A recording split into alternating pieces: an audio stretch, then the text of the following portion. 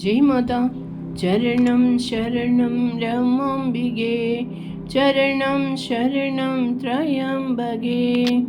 സമാധാനത്തിനും സ്നേഹത്തിനും പൂർണ്ണതയ്ക്കുമായുള്ള മനുഷ്യന്റെ അന്വേഷണം പലപ്പോഴും അയാളെ ബാഹ്യലോകങ്ങളിലേക്കും പർവ്വതങ്ങളിലേക്കും ക്ഷേത്രങ്ങളിലേക്കും പുണ്യഗ്രന്ഥങ്ങളിലേക്കും നയിക്കാറുണ്ട്. എന്നാൽ രമാദേവി അമ്മയുടെ അഗാധമായ ഉപദേശങ്ങൾ ഈ ബാഹ്യമായ നേട്ടത്തെ മൃദുവായി ഉള്ളിലേക്ക് തിരിച്ചുവിടുന്നു. സമാധാനത്തിന്റെ പരമമായ സങ്കേതവും നമ്മുടെ ഏറ്റവും സത്യാത്മകമായ കൂട്ടുകാരനും നമ്മുടെ ഉള്ളിൽ തന്നെയാണ് വസിക്കുന്നതെന്ന് അമ്മ മാനവരാശിയെ ഓർമ്മിപ്പിക്കുന്നു. ഈ ആന്തരികമായ അത്താണിയാണ് നമ്മുടെ മാറിക്കൊണ്ടിരിക്കുന്ന ചിന്തകൾക്കും വികാരങ്ങൾക്കും ഭൗതിക അസ്തിത്വത്തിനും പിന്നിലെ മാറ്റമില്ലാത്ത യാഥാർത്ഥ്യമായ ഉന്നത ഭാവം അഥവാ അന്തരാത്മാവ്. അത് എവിടെയോ ദൂരെയുള്ള സ്വർഗത്തിലിരുന്ന് ഭരിക്കുന്ന ഒരു ഈശ്വരനല്ല, മറിച്ച് നമ്മുടെ ശ്വാസത്തിന്റെ ശ്വാസവും നമ്മുടെ സന്തോഷങ്ങൾക്കും ദുഃഖങ്ങൾക്കും സാക്ഷിയായ ശാന്ത സാന്നിധ്യവുമാണ്. ലോകം നമ്മെ കൈവിട്ടാലും നമ്മെ ഒരിക്കലും കൈവിടാത്ത, വേർപെടുത്താനാകാത്ത കൂട്ടുകാരനാണത്. ഒരു വ്യക്തി ഈ ആന്തരിക സാന്നിധ്യത്തിലേക്ക് ഉണരുമ്പോൾ അവിടെ ശ്രദ്ധേയമായ ഒരു മാറ്റം സംഭവിക്കുന്നു. ലൗകിക ലോകം പിന്നീട് ബന്ധനങ്ങളുടെയോ മടുപ്പിക്കുന്ന കടമകളുടെയോ ഒരിടമായിട്ടല്ല, മറിച്ച് ആത്മീയ വളർച്ചയ്ക്കായുള്ള ഒരു വലിയ വേദിയായിട്ടാണ് അനുഭവപ്പെടുന്നത്. ഗൃഹജീവിതം എന്ന സങ്കല്പത്തെ ആത്മീയതയുടെ ഉന്നതിയിലേക്ക് ഉയർത്തിക്കൊണ്ട് ഗൃഹത്തെ തന്നെ ഒരു ആത്മീയ സങ്കേതമാക്കി മാറ്റാൻ കഴിയുമെന്ന് രമാദേവി അമ്മ മനോഹരമായി സമർത്ഥിച്ചു. രമാദേവി അമ്മയുടെ ദർശനത്തിൽ ആത്മീയത എന്നത് കാട്ടിൽ പോയി തപസ് ചെയ്യുന്നവർക്കോ സന്യാസിമാർക്കോ മാത്രം അവകാശപ്പെട്ട ഒന്നല്ല, മറിച്ച് അത് സ്വന്തം വീടിന്റെ ചുവരുകൾക്കുള്ളിലാണ് ഏറ്റവും ശക്തമായി പ്രകടമാകേണ്ടത്. ക്ഷമാശീലം, സ്വാർത്ഥതയില്ലായ്മ, നിബന്ധനകളില്ലാത്ത സ്നേഹം തുടങ്ങിയ ഗുണങ്ങൾ പരീക്ഷിക്കപ്പെടുകയും പൂർണ്ണതയിലെത്തുകയും ചെയ്യുന്ന ആത്മാവിന്റെ പ്രാഥമിക പരീക്ഷണശാലയാണ് വീട്. കുടുംബാംഗങ്ങൾ പരസ്പരം കേവലം ലൗകിക ബന്ധങ്ങളുടെ കാഴ്ചപ്പാടിലൂടെയല്ല, മറിച്ച് ഈശ്വരന്റെ പ്രകടനങ്ങളായി പരസ്പരം കാണുമ്പോൾ വീടിന്റെ അന്തരീക്ഷത്തിൽ വലിയൊരു മാറ്റം വരുമെന്ന് രമാദേവി അമ്മ പഠിപ്പിച്ചു.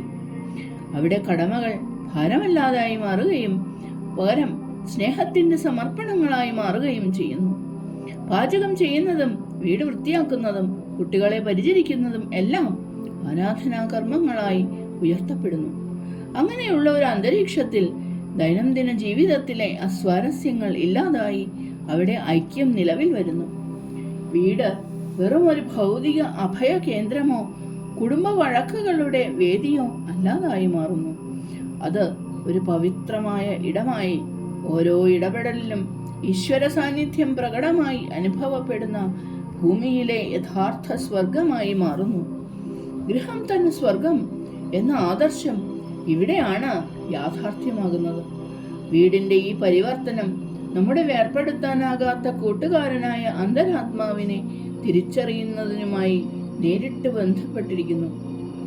നമ്മുടെ ഉള്ളിൽ വസിക്കുന്ന ഈശ്വരനിൽ നമ്മുടെ അവബോധം ഉറപ്പിച്ചു നിർത്തുമ്പോൾ പൂർണ്ണത അനുഭവിക്കാൻ നമ്മൾ ബാഹ്യമായ അംഗീകാരങ്ങളെയോ സമ്പത്തിനെയോ സാഹചര്യങ്ങളെയോ ആശ്രയിക്കുന്നില്ല. സുഖവും ദുഃഖവും വിജയവും പരാജയവും പോലുള്ള ജീവിതത്തിലെ അനിവാര്യമായ ഇരുതലപ്പുകളെയും സമചിത്തതയോടെ നേരിടാൻ അന്തരാത്മാവ് നമുക്ക് ശക്തിയുടെയും സമാധാനത്തിന്റെയും വറ്റാത്ത ഉറവിടം നൽകുന്നു. ഈ ആന്തരിക സ്ഥിരതയോടുകൂടി ഒരു ഗൃഹസ്ഥന് തന്റെ ആത്മീയ ലക്ഷ്യം നഷ്ടപ്പെടാതെ ലൗകിക ഉത്തരവാദിത്വങ്ങളുടെ സങ്കീർണതകളെ മറികടക്കാൻ കഴിയും. ആത്മീയ പുരോഗതിയുടെ യഥാർത്ഥ അളവുകോൽ അത്ഭുതങ്ങൾ പ്രവർത്തിക്കുന്നതോ ബൗദ്ധികമായ അറിവ് നേടുന്നതോ അല്ല, മറിച്ച് നിർമ്മലമായ ഒരു ഹൃദയവും സമാധാനപൂർണമായ ഒരു ഭവനവും വളർത്തിയെടുക്കുക എന്നതാണെന്ന് രമാദേവി അമ്മ ഊന്നി പറഞ്ഞു. ഉള്ളിലെ അന്തരാത്മാവിനെ തിരിച്ചറിയുന്നതിലൂടെയും സ്വന്തം കുടുംബാംഗങ്ങളിൽ ആ ഈശ്വര ചൈതന്യത്തെ സേവിക്കുന്നതിലൂടെയും ഒരു സ്വർഗീയ ഭവനം എന്ന ലക്ഷ്യം പൂർണ്ണമായും സാക്ഷാത്കരിക്കപ്പെടുന്നു.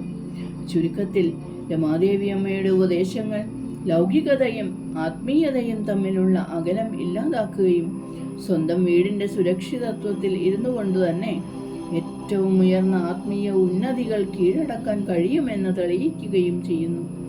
വേർപെടുത്താനാകാത്ത കൂട്ടുകാരനായ അന്തരാത്മാവ് ലൗകിക ജീവിതത്തിന്റെ ചക്രവ്യൂഹത്തിലൂടെ നമ്മെ നയിക്കുന്ന നിശബ്ദ ശക്തിയാണ്.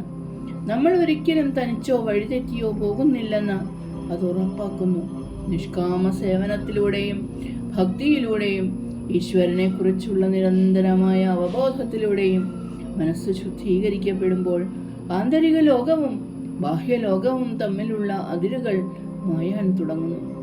എല്ലാ വിവേകത്തിനും അതീതമായ സമാധാനം ഹൃദയത്തിൽ നിറയുകയും ആ സമാധാനം ഭവനത്തിലുടനീളം വ്യാപിക്കുകയും ചെയ്യുന്നു. അപ്പോൾ വീട് വെറുമൊരു കെട്ടിടമല്ലാതായി മാറുന്നു. അത് സ്നേഹത്തിൻ്റെ പുണ്യസങ്കേതമായി, അതായത് ഗൃഹം തന്നെ സ്വർഗമായി മാറുന്നു. അവിടെ അന്തരാത്മാവിൻ്റെ നിത്യമായ വെളിച്ചത്തിൻ്റെ കൂടെ ആത്മാവ് അതിൻ്റെ സ്വാഭാവികമായ ആനന്ദത്തിൽ എന്നും വിശ്രമിക്കുന്നു. ചരണം ശരണം രമാംബികേ, ചരണം ശരണം ത്രയംബകേ. ജയ് മാതാ.